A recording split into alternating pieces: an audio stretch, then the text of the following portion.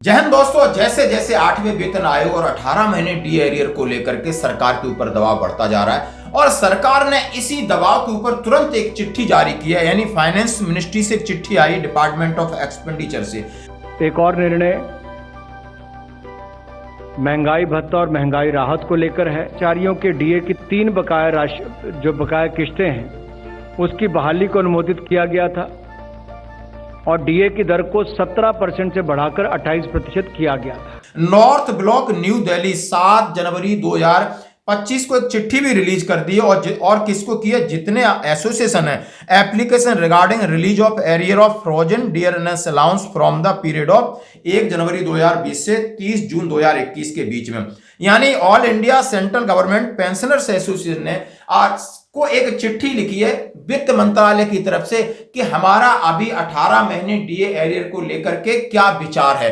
आप दोस्त देख सकते हो और नीचे under secretary of the government SD Singh साहब के नीचे दोस्तों साइन है। यानी बिल्कुल ये सब चीज आप देखने के बाद आपको लगेगा कि आखिर सरकार आपके मन में अभी भी क्या चल रहा है। तो ये चिट्ठी बताऊंगा और उसके साथ लगातार फिर चिट्ठी लिखी गई है सभी कम से कम 15 यूनियनों ने, यानी जितने केंद्रीय कर्मचारी, फिर एक चिट्ठी माननीय प्रधानमंत्री जी को लिखी है, वित्त मंत्री जी को लिखी है, क्योंकि जैसे जैसे समय नजदीक आ रहा है सरकार के ऊपर दबाव बनाने की पूरी कोशिश की जा रही है। दोस्तों ये अथेंटिकेटेड खबर है जो मैं आपके सामने रख रहा हूं, मैं प्रत्यक्ष आपके सामने रखूंगा, चिट्ठी रखूंगा और ये रखूंगा। और कौन कौन से आपके जितने श्रमिक संगठन हैं उन्होंने बिल्कुल मोर्चा खोल दिया है, हड़ताल की भी धमकी दी है। तो उन्होंने 8वें वेतन आयोग के लेकर सीधा सीधा कहा है कि आपको एक फॉर्मूला के तहत आप विचार कर लेना चाहिए था। यानी 8वें वेतन आयोग का समय निकल चुका है। यदि आप ईमानदारी से 1 जनवरी 2026 को हमारे वेतन और पेंशन में संशोधन करना चाहते हो तो उन्होंने ये कहा है कि हम 1-2 नहीं करोड़ों की संख्या में अपनी संख्या भी बताई। दोस्तों तो सबसे पहले मैं बात करूंगा उस लेटर का जो मैंने सबसे पहले जिक्र किया कि government of India ministry of finance department expenditure की तरफ से ये जो लेटर है आपके साथ मैं शेयर कर रहा हूं। और लिखा है श्री एम धुरपांडियन सेक्रेटरी जनरल है all India central government pensioner association pensioner. उन्होंने कहा है और सीधा सीधा लिखा है एप्लीकेशन का सब्जेक्ट है application regarding release of arrear frozen dearness allowances from the period of so and so. यानी 18 महीने के पीरियड के ऊपर जो आपका डीए हमने फ्रीज किया था, फ्रोजन किया था, उसके संदर्भ में। यानी ये वित्त मंत्रालय से है। Please refer to your letter number AICGDPA 23 dated on 16 December 2024 address to finance minister which has been received in section of department of expenditure 20/12/2024 as on above mentioned subject. यानी जो आपने आपके पूरे जितने पेंशन एसोसिएशन ने एक माननीय वित्त मंत्री साहब को चिट्ठी लिखी थी 16 दिसंबर को और उनके पास 20 दिसंबर को पहुंची और उन्होंने ये जवाब आपके सामने प्रस्तुत किया रखा है। तो वित्त मंत्री का जवाब सुन लीजिए। मैं इसलिए कह रहा हूं कि बहुत सारी खबरें चल रही हैं कि डीए पेड होगा, 3 में होगा, कई प्रकार के लोग हमें भेजते रहते हैं।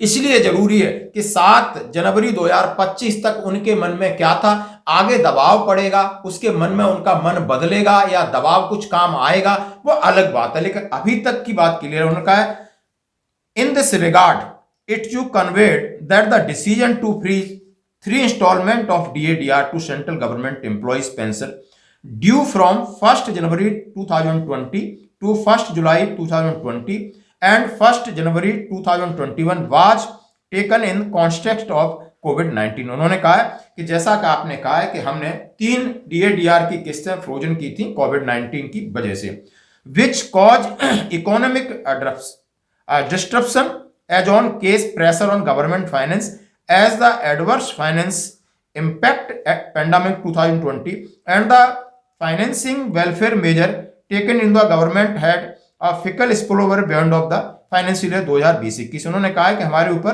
आर्थिक दबाव पड़ा, इस वजह से हमने आपकी किस्तें रखी हैं और हमने इसका जिक्र 2020-21 में कर दिया था। Arrear of DADR were not considered feasible.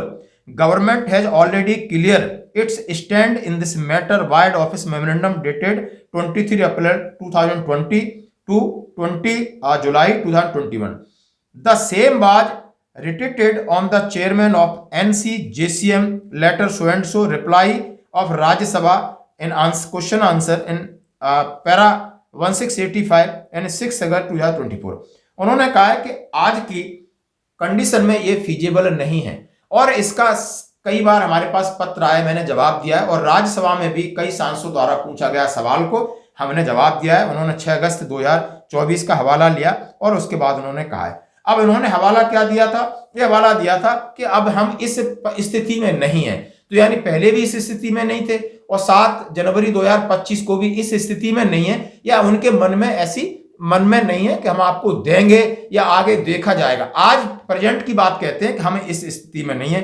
तो ये किसी प्रकार की जो खबरें हैं वो एक दबाव की खबर है, लेकिन कोई मिल रहा है या मिल जाएगा इस तरीके का अभी तक कोई जवाब नहीं। तमाम खबरों का आप ये देख सकते हो, इस तरीके का मैं आपके साथ शेयर कर रहा हूं, जैसा कि सवेरे की न्यूज में भी फिर डिमांड की गई है। अब मैं बात आऊंगा कुछ जो मुद्दे हैं और मुद्दे किन किन ने रखे हैं। उन्होंने कहा है बजट 2025 सेंट्रल ट्रेड यूनियन, जिसमें INTCUC यानी आप समझ सकते हो ये 12-13 जितने सेंट्रल गवर्नमेंट कर्मचारियों के संगठन हैं जिनका सुबह भी हमने जिक्र किया, उन्होंने माननीय निर्मला सीतारमण को पत्र लिखा है। संसद में केंद्रीय बजट पेश करने के लिए वित्त मंत्रालय तैयारों में जुटा है। आर्थिक विशेषज्ञों से सुझाव लिए जा रहे हैं। केंद्रीय कर्मचारी संगठनों ने भी अपने मन की बात सरकार तक पहुंचा दी है। सेंट्रल ट्रेड यूनियन जिनमें AINTCU जितने भी हैं, जो मैं सुबह आपके सामने जिक्र कर रहा था, लगभग उन्होंने अपनी दर्जन भर मांगे रखी हैं। 8वें वेतन आयोग और उसके ऊपर उन्होंने कहा है कि आप वेतन और पेंशन का संशोधन कीजिए, या तो आयोग का गठन करना शायद आप पॉसिबल नहीं है तो आप डॉक्टर अकवर्ड फॉर्मूला या क्या फिटमेंट फैक्टर लेके आते हो, जिस संभावना को उसके ऊपर आप 1 फरवरी 2025 को अनाउंसमेंट करिए।